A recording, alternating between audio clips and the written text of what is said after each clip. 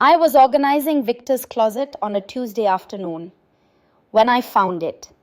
A receipt tucked into the inner pocket of his grey blazer, the one he wore to important meetings. My hands were full of winter clothes I was pulling out now that November had arrived in Atlanta, bringing with it that crisp chill that always made me think of new beginnings. Mitchell's Fine Jewelry. The name alone made my stomach drop. $8,247.50. Date of purchase, October 23rd, 3 weeks after my 62nd birthday. 3 weeks after Victor had come home at 9:30 with a grocery store bouquet and a card that read, "To my dear wife," in his neat handwriting. No dinner reservation. No gift, just flowers and an apology about a late client meeting. I sat down on the edge of our bed, the receipt trembling in my hand. We'd been married for 38 years. I knew what we could and couldn't afford. $8,000 wasn't pocket change, not even with Victor's senior partner salary. And more importantly, I didn't own any diamond jewelry worth that amount. My engagement ring had cost $800 back in 1987. Victor was a junior accountant then, and we were happy with what we could afford. The anniversary? That had passed in August with dinner at Carmine's, our usual Italian place. Christmas was still weeks away. My birthday had already come and gone with nothing but those wilted flowers. So, who was wearing an $8,000 piece of jewelry that my husband had purchased? Once you notice one thing, you start seeing everything else. It's like when you buy a red car and suddenly every third vehicle on the highway is red. They were always there, you just weren't paying attention. Victor had been coming home late. 3, sometimes 4 times a week. Client dinner, he'd say. Preparing for retirement transition, he'd explain. Tom needs help with the Henderson account. Always an excuse, always reasonable, always delivered with a tired smile that made me feel guilty for even wondering. His phone habits had changed too. He used to leave it on the kitchen counter, face up, pinging with notifications he'd check absently while we watched the evening news. Now it lived in his pocket, always on silent, screen facing down when he did set it on a surface. 2 months ago, he'd changed the passcode. When I asked why, he said the company required it for security. New IT policy, he'd shrugged. Then there was the cologne. A bottle appeared on his dresser in September. Tom Ford, expensive, not the drugstore brand he'd worn for years. I hadn't bought it. He said Tom had given it to him as an early retirement gift. But would Tom Martinez, who wore Old Spice and thought anything over $20 for cologne was highway robbery, really buy Tom Ford? And the clothes. Victor had always been neat, professional, but suddenly he was meticulous. Shirts were pressed with military precision. Ties were silk, new, colors that actually looked good on him instead of the boring blues and grays he'd worn forever. His hair, which he'd let go silver naturally, was now regularly trimmed, styled even. He looked good, better than he had in years. He looked like a man trying to impress someone. Last week, I'd been in bed reading when his phone buzzed on the nightstand. He was in the shower. I glanced over. It was nearly 11 at night. Who would text so late? The preview screen lit up. Tuesday lunch confirmed. Can't wait. V. V. Who was V? I heard the water shut off and quickly looked back at my book. Victor came out in his pajamas, grabbed his phone without looking at it, and climbed into bed. Good book? He asked, kissing my forehead. I'd responded, unable to form actual words around the stone in my throat. I started paying attention to our bank statements. Victor had always handled the finances. He was the accountant after all. But I had access to everything. I just rarely looked. Now I looked. $300 at Bella Notte, an upscale Italian restaurant downtown. We hadn't been there, I would have remembered $150 at a day spa I'd never heard of. $500 in cash withdrawals. Every Friday, like clockwork. $200 at a wine shop that specialized in expensive French vintages. Victor drank beer. One evening over dinner, take out Chinese because I couldn't bring myself to cook, I tested the waters. So, I said, pushing lo mein around my plate, have you thought about what you want to do when you retire? We always talked about traveling. Victor looked up from his kung pao chicken. For just a second, something flickered across his face. Guilt, sadness, then it was gone, replaced by his professional smile. You know, I haven't really had time to think about it. The transition is taking up all my energy. We could finally take that trip to Europe, I pressed. Remember, Paris, Rome, all the places we said we'd go someday? Yeah, maybe. He reached for the soy sauce. Let's see how things shake out after the retirement party. The retirement party? Right. The party he'd told me about 2 weeks ago. The party that was this Friday. The party I apparently wasn't invited to. It had been a casual mention over coffee on a Saturday morning, the kind of moment that should have been exciting, celebratory. Victor looked up from the newspaper. Yes, he still read the physical paper, drove me crazy with the ink on his fingers, and said, So, the firm is throwing a retirement party for me. Next Friday at the Golden Oak. The Golden Oak. That was the fanciest restaurant in Atlanta. The kind of place with more forks than you knew what to do with and wine lists thick as phone books.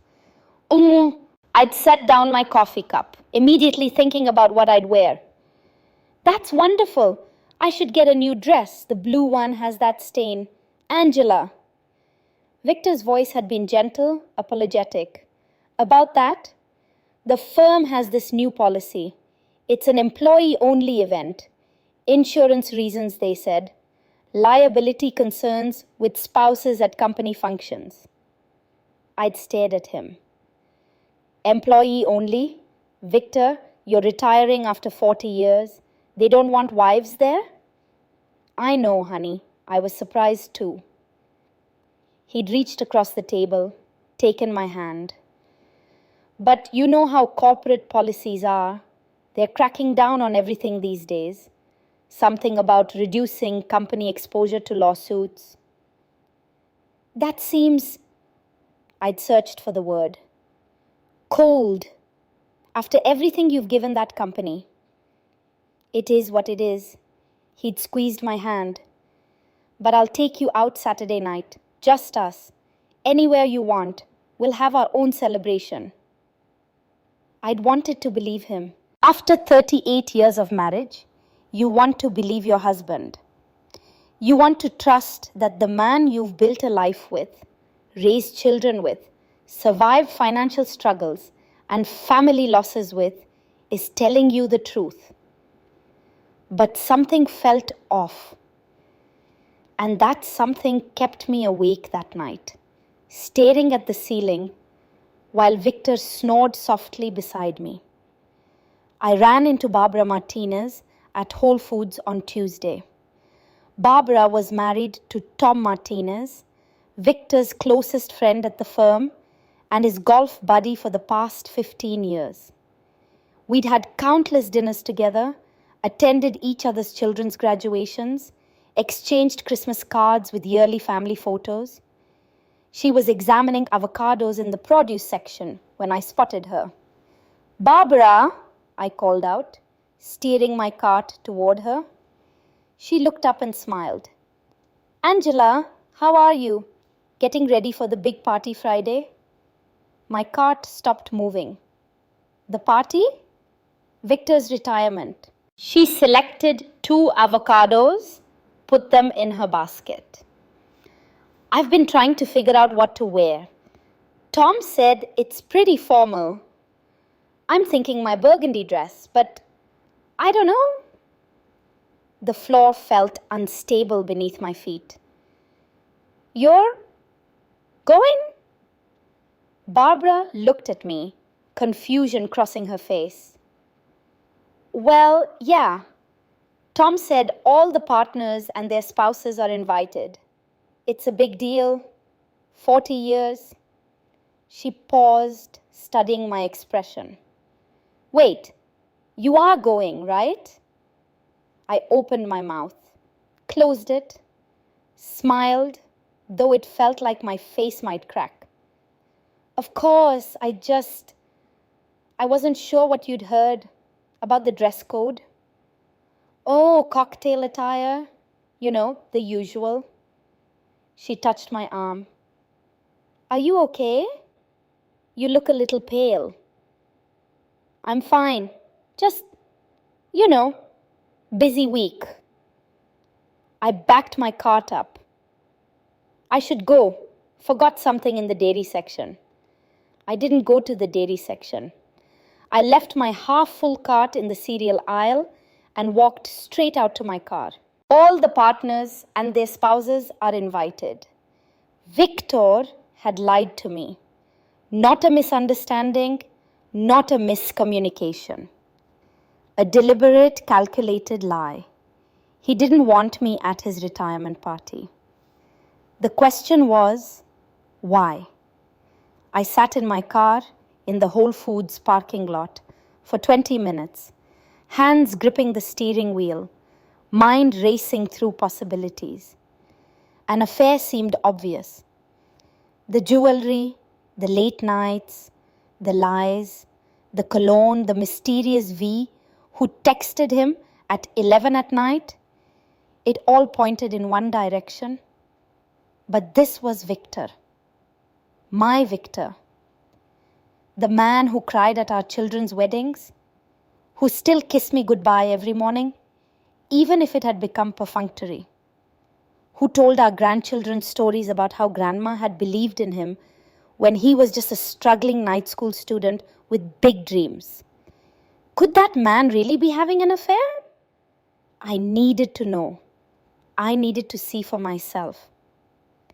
The idea came to me as I sat there, watching people load groceries into their trunks. The Golden Oak, a fancy restaurant. They'd need servers, wouldn't they? Staff to handle an event this size? I pulled out my phone and Googled Golden Oak restaurant careers. Their job listings showed they hired through citywide staffing agency for special events. My heart started beating faster. I'd been a waitress once, a lifetime ago. 20 years of slinging plates at Giovanni's Italian restaurant, putting Victor through night school, saving every penny for our future. My feet still remembered how to balance a tray. My hands still knew how to hold plates properly. I could do this, but could I? I was 62 years old. I hadn't worked a restaurant shift in decades. What if I couldn't keep up?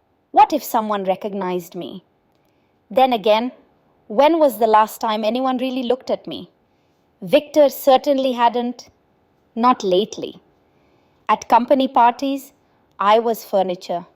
The dutiful wife, smiling in the background while the men talked business. Invisible. Maybe I could use that invisibility. I started the car and drove straight to citywide staffing.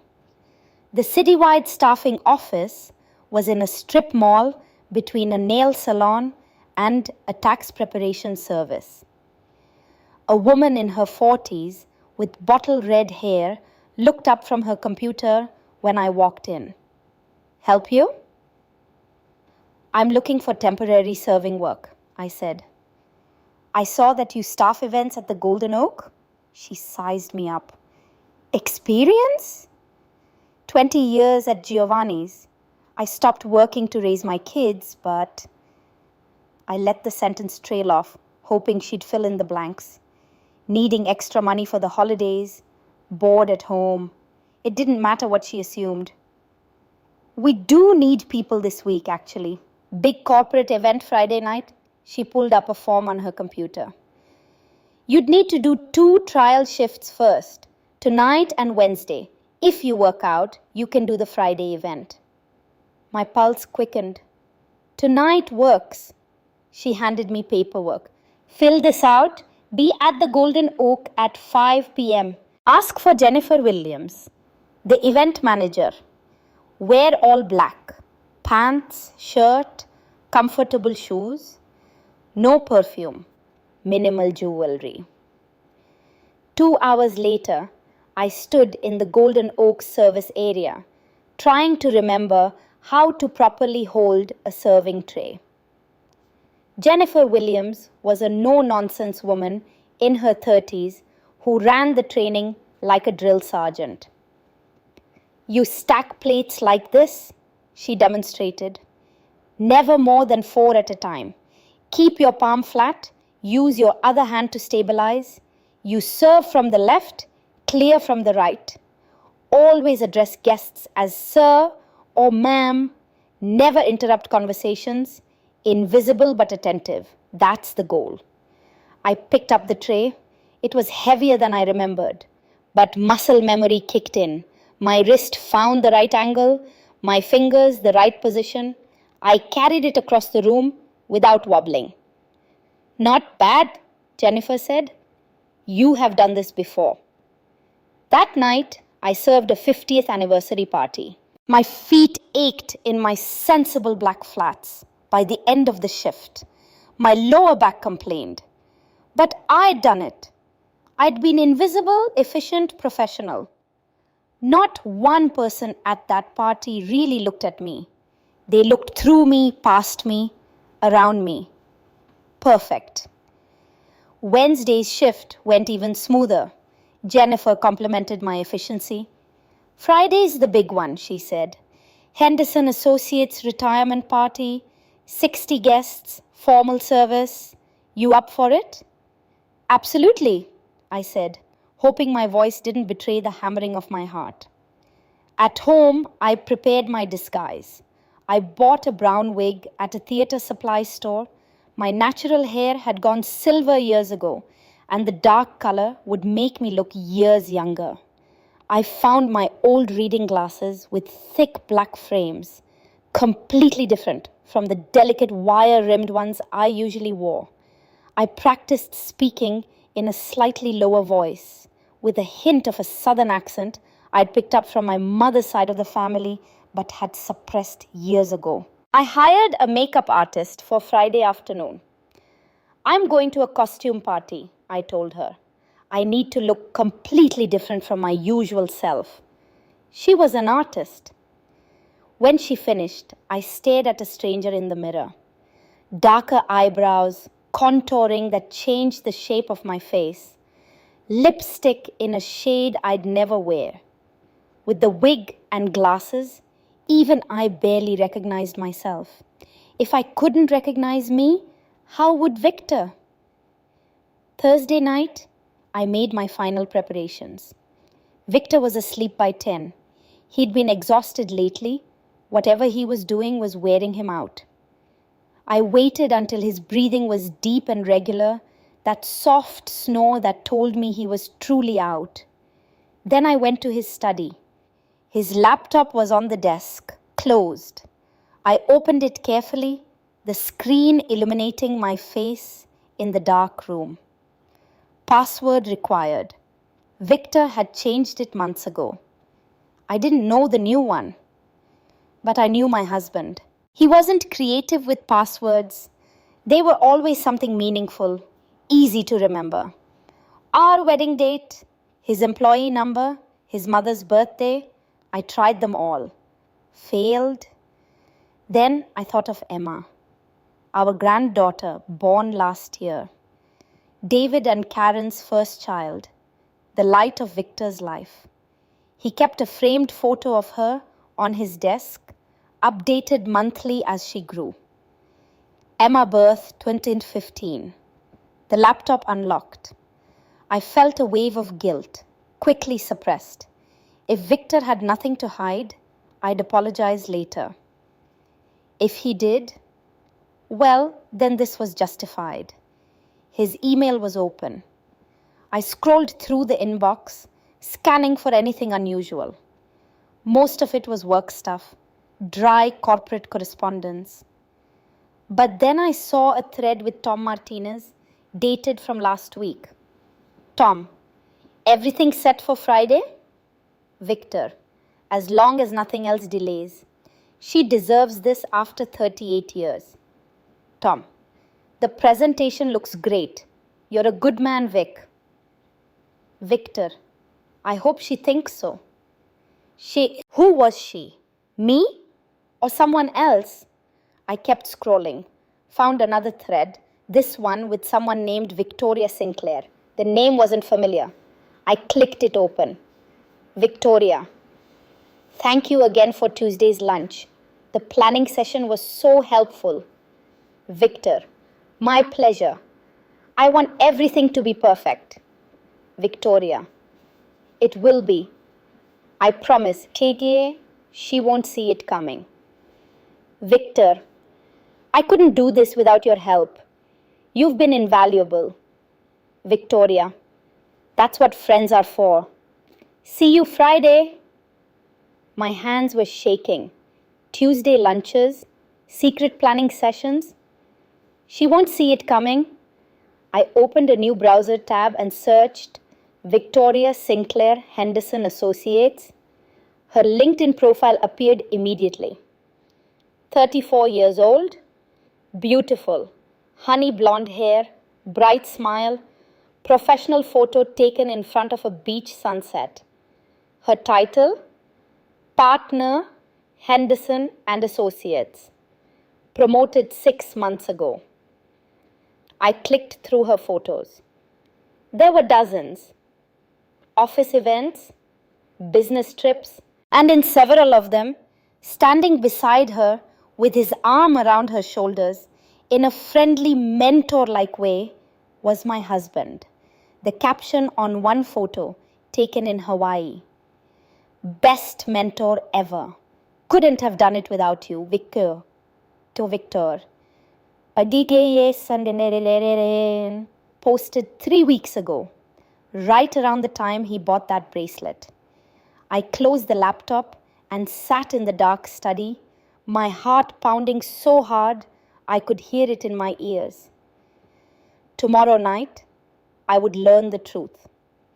Tomorrow night, disguised as a waitress at my own husband's retirement party, I would discover whether the man I'd loved for 38 years was planning to leave me for a woman half my age. I just had to make it through one more day. Friday arrived with the kind of crisp November evening that made Atlanta feel almost autumnal. I spent the afternoon at the makeup artist's studio, transforming myself into someone else. Someone my husband wouldn't recognize. You look amazing, the makeup artist said, stepping back to admire her work. Like a completely different person. I stared at my reflection. She was right. The woman looking back at me had darker, fuller eyebrows, contoured cheeks that changed the shape of my face, lipstick in a deep rose shade I'd never wear. I'd always preferred subtle pinks. The brown wig fell in soft waves around my face, making me look younger, softer. With the thick framed glasses, I could have been anyone. Not Angela Lewis, not Victor's wife of 38 years, just another server at an upscale restaurant. I arrived at the Golden Oak at 5 p.m., 2 hours before guests were scheduled to arrive. The back entrance led through a narrow hallway into the bustling kitchen, where chefs shouted orders and the air smelled of garlic and wine reductions. You made it! Jennifer Williams, appeared beside me, clipboard in hand. "Here, put this on." She handed me a crisp white shirt and black apron. "You'll be working Section C tonight. That's the main dining area near the head tables. Big event, lots of VIPs. Think you can handle it?" "Absolutely," I said, hoping my voice sounded steadier than I felt. "Good. Remember, invisible but attentive. They're not here to notice you. They're here to celebrate." She checked her watch. "Guests start arriving at 7. Champagne service begins immediately. You good with opening bottles?" "I've got it." I changed quickly in the staff bathroom, adjusting the apron, checking my reflection one more time. The disguise held. I didn't look like myself. I didn't feel like myself. Maybe that was better. Maybe Angela Lewis couldn't do what needed to be done tonight, but this stranger in the mirror could. By 6:30, the ballroom was transformed. White roses in crystal vases adorned every table. String lights twinkled overhead like stars. The bar gleamed with rows of champagne flutes waiting to be filled. A projection screen stood at the front of the room, ready for whatever presentation Henderson and Associates had planned. At 6:50, the first guests began trickling in. I positioned myself near the entrance to Section C, champagne tray balanced perfectly on my left hand, just like I'd practiced. My heart hammered against my ribs. Tom Martinez arrived first with his wife Barbara. She wore the burgundy dress she'd mentioned, and she looked lovely. They walked right past me. Tom took a champagne flute from my tray without even glancing at my face. "Thank you," he said absently, already turning to greet someone else. 30 years of backyard barbecues, holiday parties, and watching our children grow up together. He didn't recognize me. I was really invisible. More guests arrived. James Peterson, the CFO, with his wife Claire.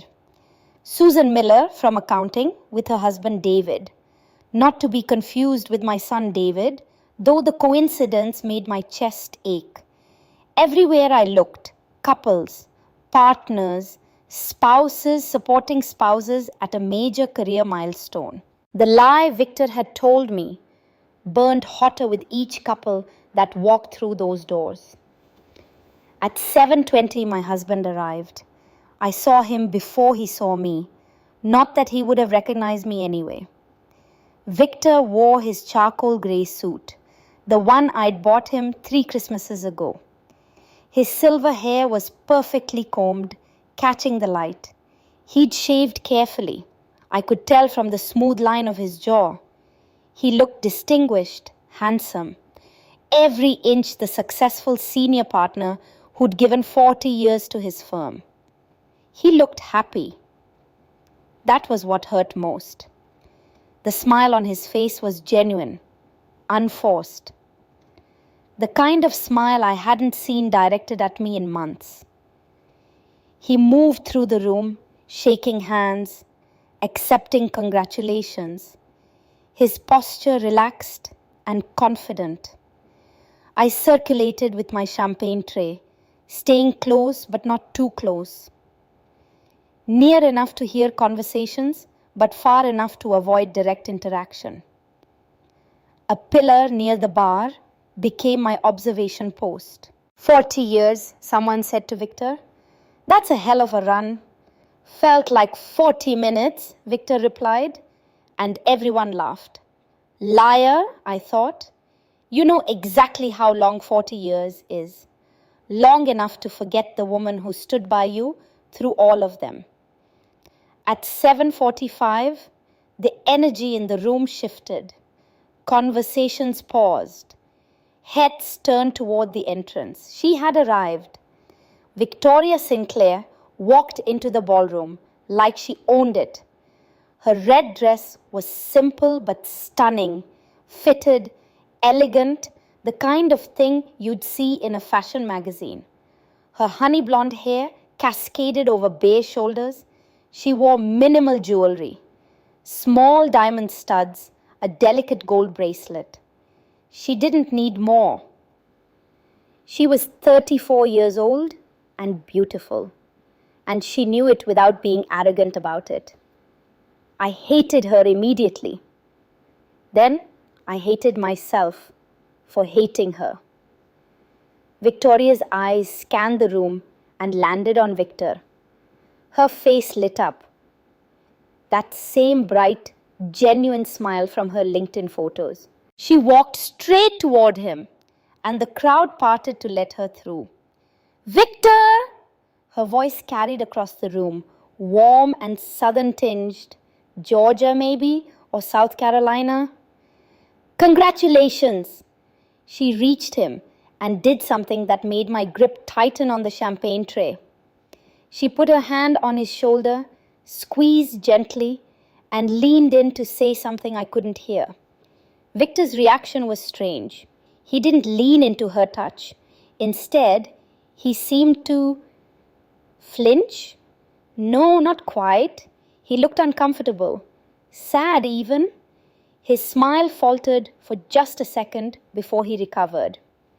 Victoria, he said, loud enough for others to hear. Thank you for coming.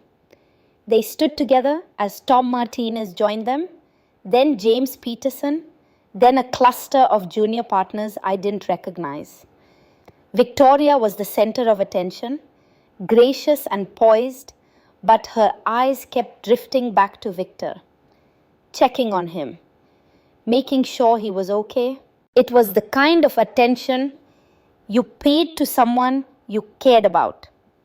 I retreated to the kitchen, my hands shaking too badly to carry the tray safely. I set it down on a prep counter and leaned against the wall, trying to breathe. You okay? Another server, a young guy, maybe 25, gave me a concerned look. Fine, I managed. Just need a minute. First time working a big event? I nodded, not trusting my voice. It gets easier, he said kindly. Just remember, they're not looking at you. They never are. If only he knew how true that was.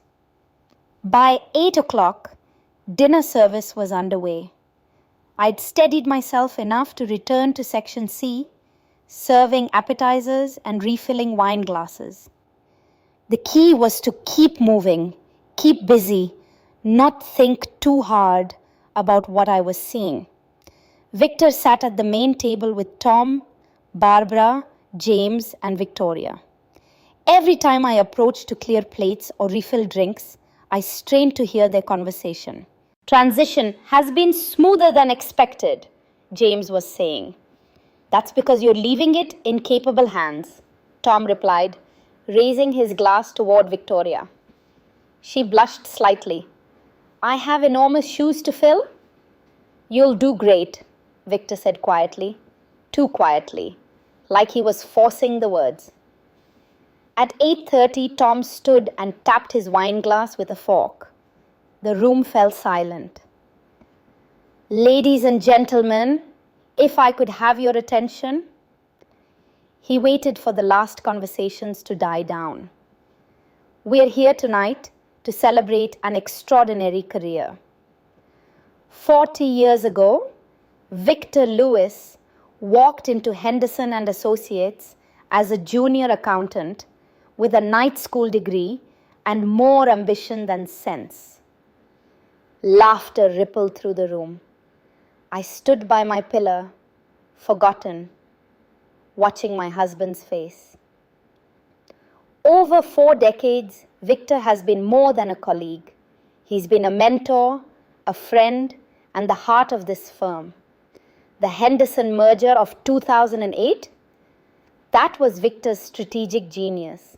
Our client retention rate, which is still the highest in the industry, Victor's relationship building, the firm's reputation for integrity, that comes from the top, from men like Victor, who never cut corners, never compromised their values.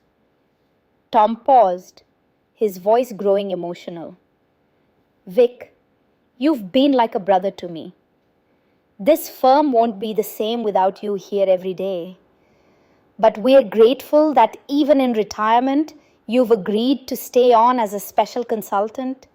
Your wisdom, your experience, we're not ready to let that go completely. More applause.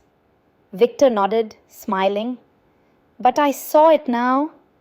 The tightness around his eyes, the way he gripped his wine glass. And speaking of the future, Tom continued, I want to introduce someone who represents everything Victor has built. Victoria Sinclair joined us 3 years ago, and in that time, she's proven herself exceptional. Under Victor's mentorship, she's grown into a leader we can trust with our future. Victoria, would you come up here? Victoria stood, smoothing her red dress, and walked to the front of the room. The applause was enthusiastic. She waited for it to die down before speaking. Thank you all so much. Her voice was steady, professional, but I could hear the emotion underneath. I'm honored and honestly terrified to be stepping into this role. Victor's legacy it's intimidating. She looked directly at him, and her expression softened. When I joined Henderson and Associates 3 years ago, I was a mess. I'd just gone through a divorce that nearly destroyed me. I was fighting for custody of my daughter, questioning everything about myself and my career. I almost quit in my first month. This was news. The room was silent, everyone leaning forward. Victor took me aside one day and said something I'll never forget. Strength isn't about never falling down. It's about getting back up every single time. He became more than my mentor. She paused, her voice catching. He became the father figure I lost when my dad passed away, when I was 20. He believed in me when I didn't believe in myself. He saw potential I couldn't see. Victoria's hand went to her heart. Everything I am as a professional, I owe to Victor's guidance, his patience, his wisdom, and his example of what real integrity looks like. As she walked back to her seat, her hand brushed Victor's shoulder again, that same gentle, grateful touch. And this time, I saw his reaction more clearly. He closed his eyes briefly, took a deep breath like he was in pain, and when he opened them again, they were glistening. My husband was crying, not from joy, from something else, something that looked like guilt. The speeches concluded, and the party shifted into its social phase. People mingled, drinks flowed, laughter echoed off the high ceilings. I resumed circulating with trays of hors d'oeuvres, my mind racing. Victoria's speech had thrown me. The divorce, the custody battle, the dead father, these weren't the details of a mistress. They were the struggles of a woman who'd been through hell and found an unlikely mentor. But that didn't explain the jewelry, the secret meetings, the lies. I needed to talk to her.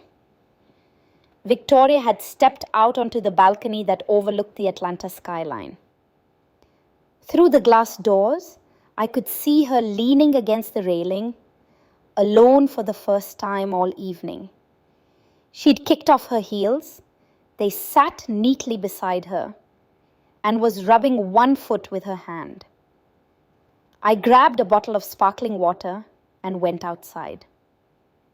"Excuse me, ma'am," I said in my practiced lower voice with its hint of southern accent. "Would you like something to drink?" Victoria turned, and up close, I could see the exhaustion on her face. The smile she'd worn all evening had slipped away. "Oh, thank you. Water would be perfect." I poured her a glass, my hands surprisingly steady. Those shoes look painful. She laughed, accepting the water. Beauty is pain, right? I should have worn something more sensible. But she shrugged. Big night, wanted to look the part. You look beautiful, I said. That was a lovely speech you gave. Thanks. She sipped the water.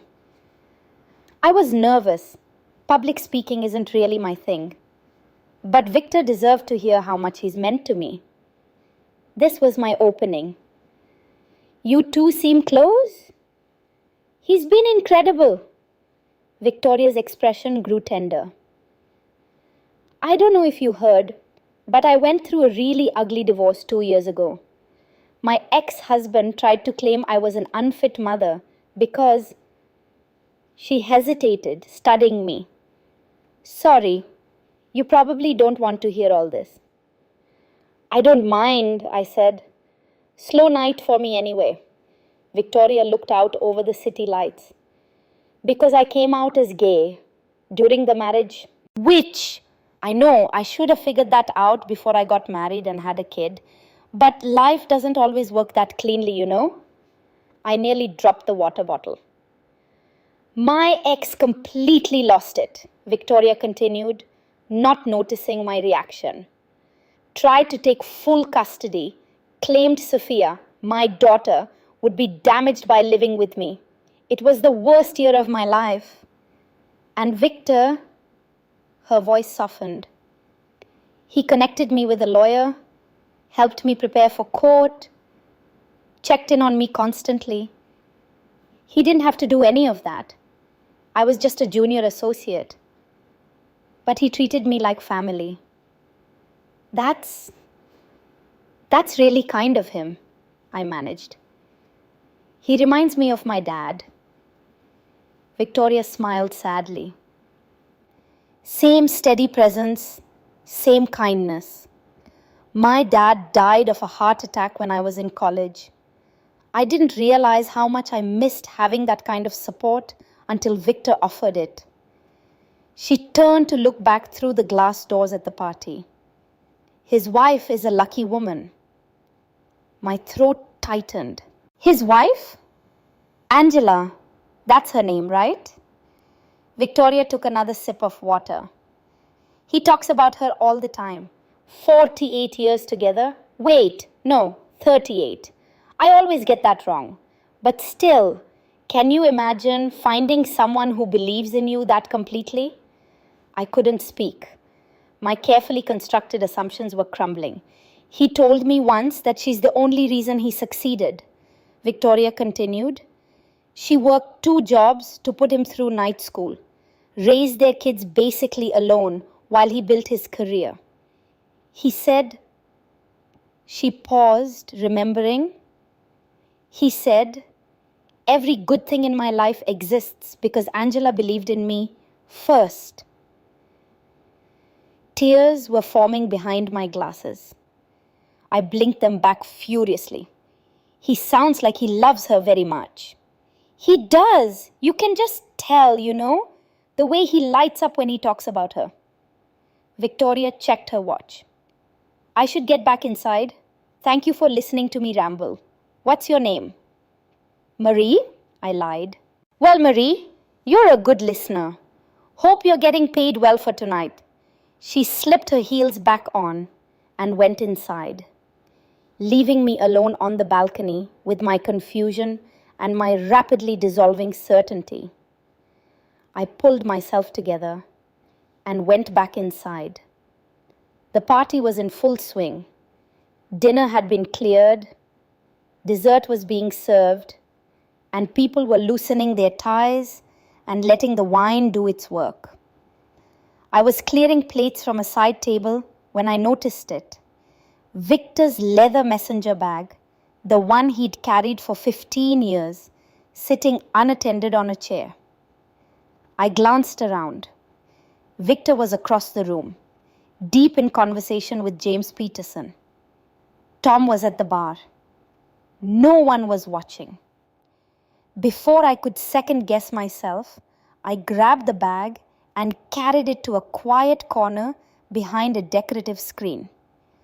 My hand shook as I opened it. Inside were the usual things: his reading glasses, breath mints, a legal pad. But underneath was a thick manila folder labeled Surprise Confidential in Victor's neat handwriting. I opened it. Travel brochures, dozens of them. A villa in Tuscany with a cooking school attached. A luxury hotel in Paris near the Opera Garnier. A yacht tour of the Greek islands. Each brochure was annotated in Victor's handwriting with notes and dates. Angela always wanted to learn Italian cooking, he'd written on the Tuscany brochure. She used to talk about seeing La Traviata at a real opera house on the Paris one. Our first date, she said the sunset over water was the most beautiful thing she'd ever seen. Let's give her 100 more sunsets on the Greek islands package. My vision blurred. I flipped through more papers. A detailed itinerary for an 8-week trip. First-class flights, private tours, Michelin-starred restaurants. Every detail thought out, every destination chosen with care. There was a printout of an email from a travel agent. Miss Lewis, as requested, the villa in Tuscany is now confirmed for May-June. The cooking classes are booked for 3 mornings per week, leaving afternoons free for exploring. The total comes to $42,000, as discussed. $42,000 for a trip he'd been planning in secret. I found another document, a list titled Things Angela Deserves. I recognized the handwriting from 40 years of grocery lists and birthday cards. To feel like a priority for once. Adventures she's always dreamed of. Time where she doesn't have to worry about anything. To remember why we fell in love. To know that she's the reason for everything good in my life. A hand touched my shoulder. I jumped, nearly dropping the folder. Excuse me, but that's private property. I turned. Tom Martinez stood there, his expression a mixture of concern and suspicion. What are you doing with Victor's bag? My mind went blank. He asked me to hold it. Tom's eyes narrowed.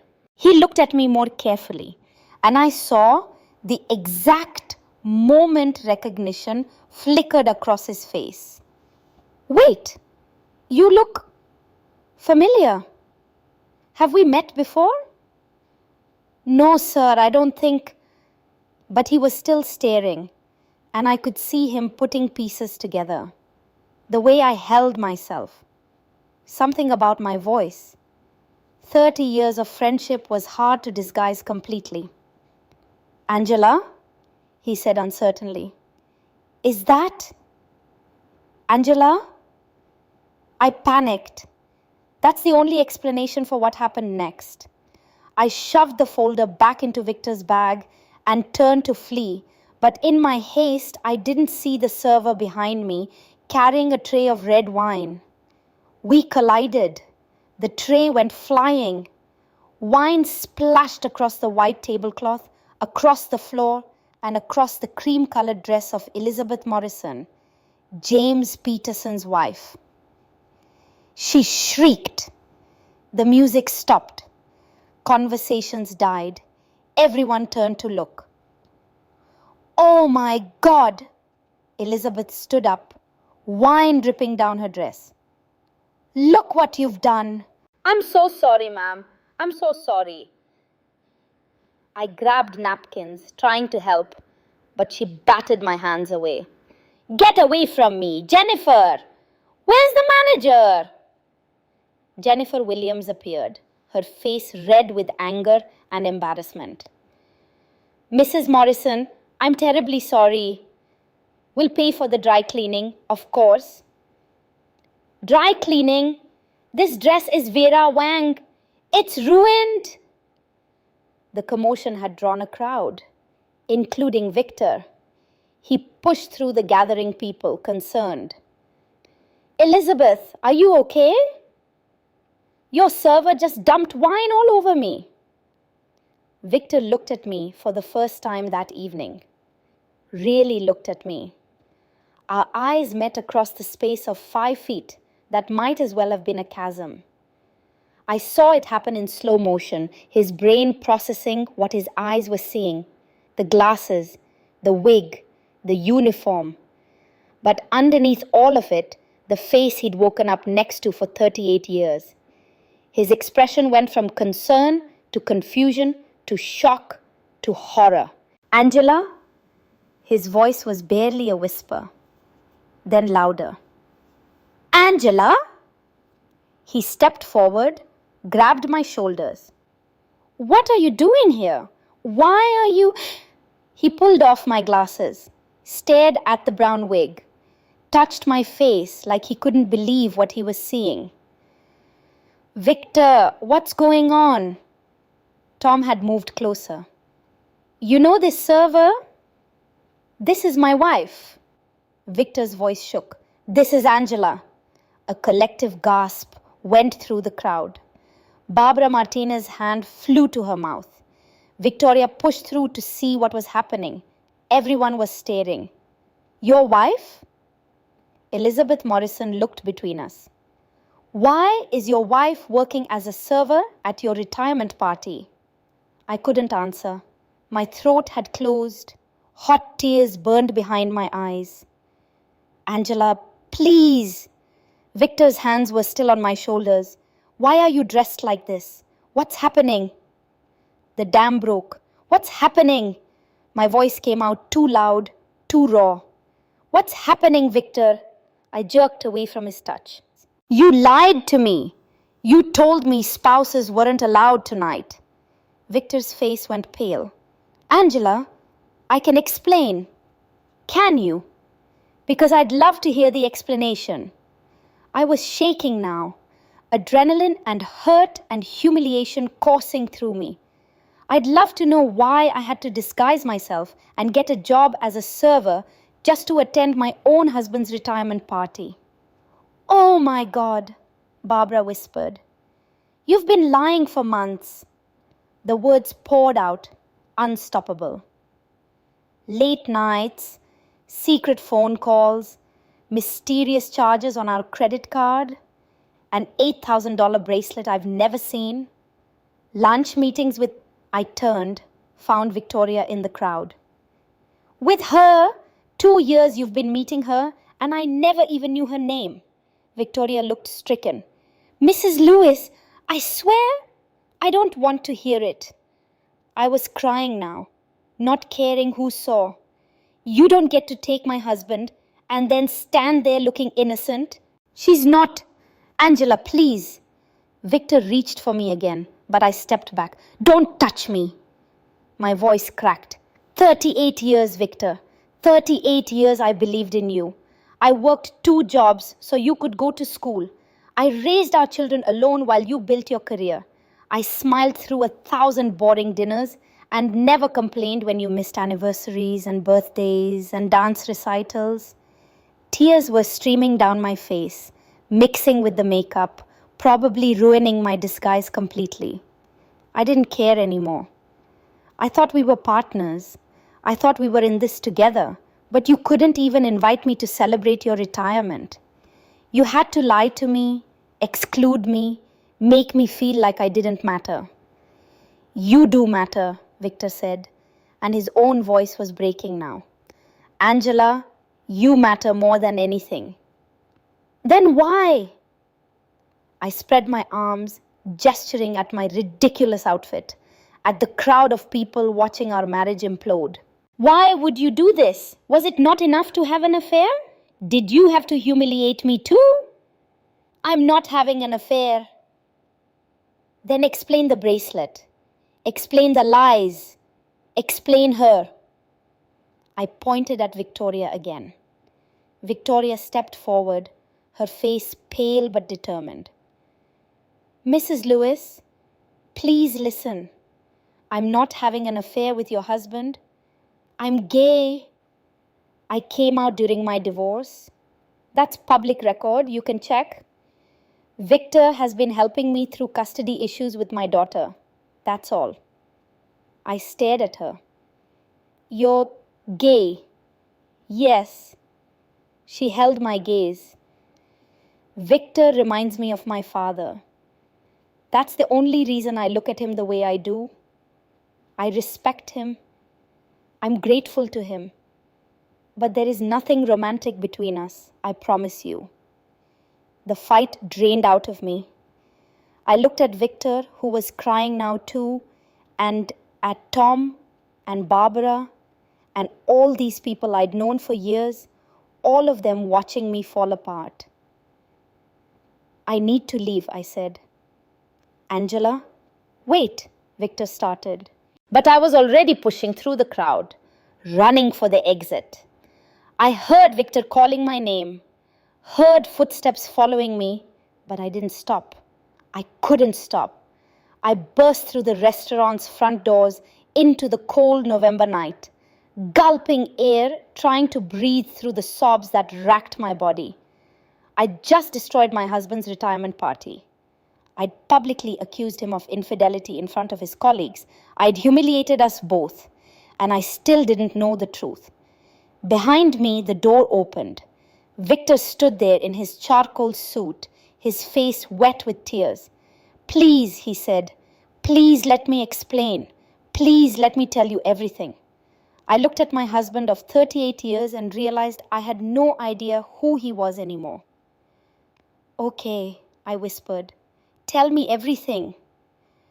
We stood outside the Golden Oak, the cold November air biting through my thin server's uniform. Victor had thrown his suit jacket around my shoulders, but I was still shaking. From cold, from adrenaline, from the aftermath of what I'd just done. My phone buzzed in my apron pocket. Melissa, our daughter. Don't answer it, Victor said quietly. But I already had. Hello? Mom, Dad just texted me. He said something happened at the party. Are you okay? Where are you? I looked at Victor, whose face was etched with pain and regret. I'm with your father, sweetheart. I'm fine. Mom, what's going on? Dad sounded really upset. We'll talk about it later. Don't worry. I hung up before she could ask more questions. The silence between Victor and me stretched like a wire pulled too tight. I'm going to get my car, I said. We should talk at home. Angela, please just give me 5 minutes. Right here, right now. He grabbed my hand. I need you to know, the restaurant door opened again. Victoria appeared, holding her small evening clutch and my purse, the one I'd hidden in the staff area. I thought you might need this, she said, handing it to me. Then she looked at Victor. Do you want me to tell her about the meetings? Victoria, you don't have to. Yes, I do. She turned to me, her expression earnest. Mrs. Lewis, the Tuesday lunches your husband has been having with me, we weren't alone. There was always a third person. Sometimes a travel agent named Patricia, sometimes a lawyer named Robert Chen, sometimes both. I frowned. A travel agent? A lawyer?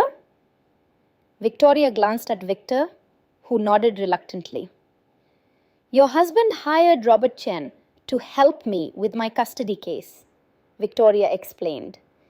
Robert specializes in LGBTQ plus family law. He's expensive, really expensive, and I couldn't afford him. Victor paid for everything. He didn't want me to know at first, but Robert told me because he needed my consent for Victor to be involved in the case strategy. My mind reeled. Victor paid for your lawyer. $20,000, Victoria said. It saved my daughter. My ex-husband was trying to prove I was an unfit mother because I'm gay. Robert helped me build a case that protected Sophia. I got joint custody because of him, because of Victor. She paused, her voice wavering. The travel agent Patricia was there because Victor wanted my help planning something. He said he trusted my judgment about romantic destinations because I'd planned my honeymoon years ago. He wanted a woman's perspective on what would be meaningful. Planning what? I asked, though pieces were starting to click together. Victor pulled an envelope from his jacket pocket. His hands trembled as he held it out to me. I've been planning this. I opened it with shaking fingers. Inside was a printed itinerary. Lewis European Adventure, May 15th to July 10th, Tuscany, Villa Rosa with cooking classes, Paris, Hotel Plaza Athénée, opera tickets, Greek islands, private yacht tour, 8 weeks, first class, everything you ever said you wanted to do. The bracelet, Victor said softly, pulling out a small jewelry box, was supposed to be your retirement gift. Or my retirement gift to you, I guess, for 38 years of making my career possible. He opened the box. The diamond bracelet sparkled even in the dim streetlight. Hanging from it was a small gold charm engraved with coordinates. 30.0809 DGN, 81.091 DW, he said. Savannah, the beach where we had our first date, where you told me you wanted to see the world someday, and I promised I'd show it to you. His voice broke. I'm 40 years late keeping that promise. I stared at the bracelet, at the itinerary, my thoughts fragmenting. But why lie about the party? Why tell me I couldn't come? Victor took a deep breath. Because I'm dying, Angela. The world stopped. What? He pulled out another envelope, this one worn at the edges like he'd been carrying it for weeks. Medical documents. I scanned them with growing horror. Coronary artery disease, moderate blockage, stress test results, doctor's recommendations. 3 months ago, I had chest pains, Victor said. Thought it was indigestion. Dr. Reynolds ran tests. The arteries around my heart are narrowing. I need to reduce stress, change my lifestyle, maybe surgery eventually. Victor, I couldn't form words. The doctor said I probably have 20 good years left if I'm careful. But it made me think about time. Really think about it. Tears ran down his face. 40 years I put work first. 40 years you sacrificed everything for me. I wanted to spend however much time I have left putting you first. Showing you that you are the most important thing in my life. Why didn't you tell me? The question came out as a sob. Because I didn't want you to worry. I wanted to give you joy, not fear. He gripped my hands. The party tonight, Tom was supposed to bring you in at 9. I had a whole presentation planned, photos of our life together. Then I was going to show the travel plans and ask if you'd spend the next chapter of our lives actually living, not just surviving. But the villa confirmation kept getting delayed, Victoria added quietly. The Greek yacht tour had a scheduling conflict. Every time Victor thought everything was ready, something else went wrong. He got paranoid that you'd figure it out if you were here tonight, that you'd ask questions and ruin the surprise. Victor pulled me into his arms. I resisted for a moment, then collapsed against him. "I'm so sorry," he whispered into my hair. "I'm so sorry. I thought I was being romantic. I thought I was finally doing something right. Instead, I made you think I didn't love you anymore. I made you doubt everything we've built." I cried into his shoulder, ruining his expensive suit with my tears and makeup. "You have a heart condition and you didn't tell me. We're supposed to be partners, Victor. We're supposed to face things together." I know I was wrong about all of it. Victoria quietly slipped away, leaving us alone in the cold night. We drove home in separate cars. I'd left mine at the stuffing agency. When I walked into our house, Victor was already in the living room, the folder marked surprise spread across the coffee table. I'd stripped off the wig and glasses in the car, but I still wore the server's uniform. I felt exposed, ridiculous, and utterly exhausted. 8 weeks in Europe, I said, looking at the brochures. $85,000. Most of my retirement bonus, Victor confirmed. I wanted to spend it on us. I picked up the list he'd made. Things Angela deserves. My vision blurred reading it. "You remember the cooking classes? I mentioned that once, 20 years ago. I remember everything you've ever wanted." Victor sat on the couch, suddenly looking every one of his 65 years. "That's the problem. I remember and I never delivered. I kept telling myself someday we'd do these things. Then I got that diagnosis and realized someday might never come." I sat across from him, maintaining distance. "I'm still angry, Victor." "You should be." "I'm angry that you lied. I'm angry that you hid a health crisis from me. I'm angry that you made me doubt myself, doubt us, doubt everything." My voice rose. "Do you know what these past months have been like? Thinking I was losing you? Wondering what I'd done wrong? You did nothing wrong. I thought I wasn't enough." The words exploded out of me. "I'm 62 years old, Victor." I look in the mirror and see wrinkles and grey hair and everything sagging.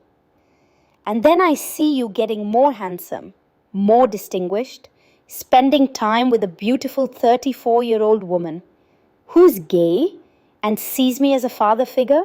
I know that now, but for weeks I thought I'd become invisible to you, that you'd realized you could do better. Victor moved to kneel in front of me, taking my hands. "Angela Lewis, you are the most beautiful thing in my life. You always have been. Not despite the grey hair and the wrinkles, but because of them. Because they're proof of every year we've survived together, every struggle we've overcome." "Then why exclude me tonight? Even with the surprise, why make me feel like I didn't belong at your celebration?" He hung his head. "Because I panicked. Because I'm a 65-year-old man who spent 40 years being good with numbers and terrible with emotions. I thought I could control everything, plan everything perfectly, and then..." He looked up at me. "I forgot that you don't need perfect. You need honest." "I don't trust you right now," I said. The words hung between us like stones. "I want to, but I don't." Victor's face crumpled, but he nodded. "I understand.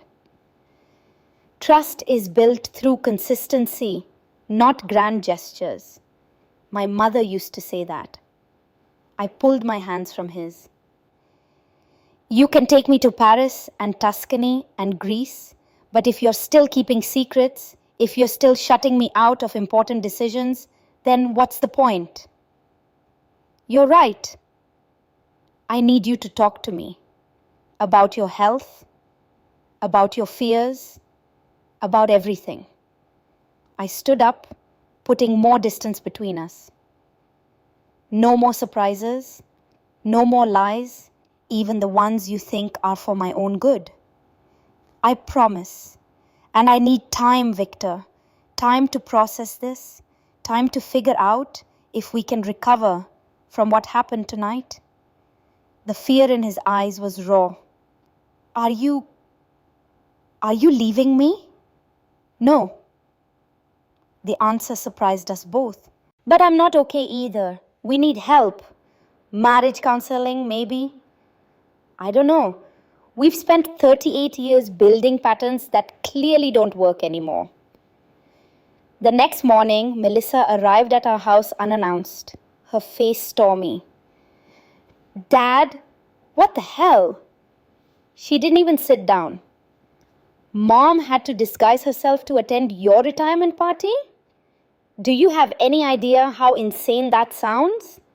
Victor, who'd slept in the guest room, looked properly chastened. I know, I made a terrible mistake. You made Mom think you were cheating. Our son is on his way here from Seattle because he thinks you're getting divorced. We're not getting divorced, I said from the kitchen doorway. We're figuring things out. David arrived that afternoon. At 27, he looked so much like a young Victor, it hurt. He hugged me tightly, then turned to his father. You should have told her about your heart, Dad. I know. We're family. We don't keep secrets like that. I know. Over the next week, our children made their disappointment clear. But slowly, grudgingly, they began to understand. Victor's fear of mortality, his clumsy attempt at romance, the way good intentions can pave roads to disaster. Dr. Patricia Reynolds had kind eyes and an office full of plants. Victor and I sat on opposite ends of her couch. I'm still hurt, I told her during our second session.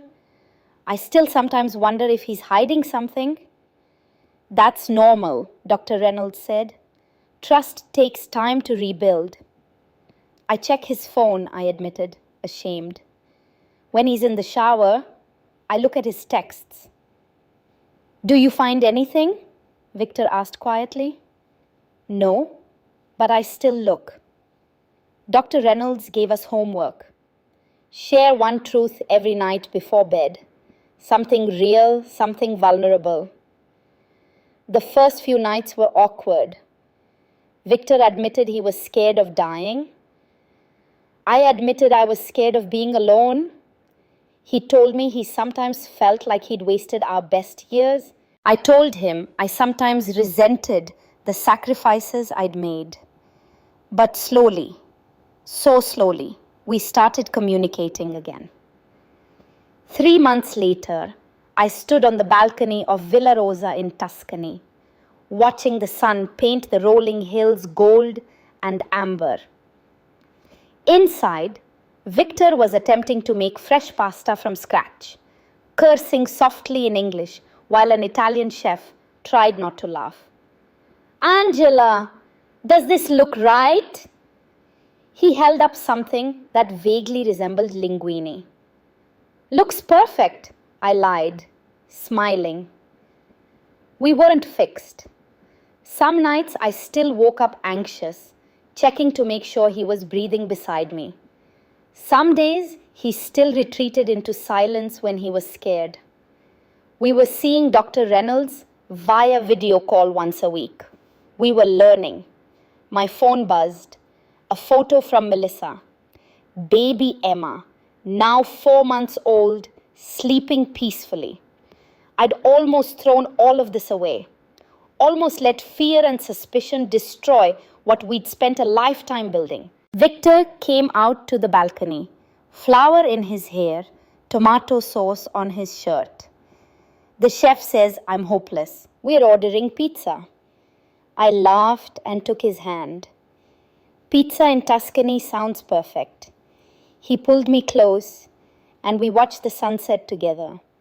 It wasn't perfect, neither were we, but we were here, trying, choosing each other one more day. I love you, Victor said softly. I'm sorry it took almost losing you to remember how to show it. I love you too. I squeezed his hand. But Victor, next time you want to surprise me? Yes?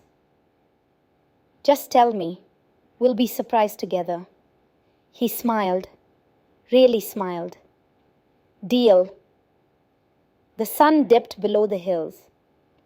Tomorrow, we'd try the cooking class again. Next week, Paris. The week after that, who knew? We had time. Not forever, but enough. Enough to choose each other. Enough to keep trying. And really, isn't that what marriage is?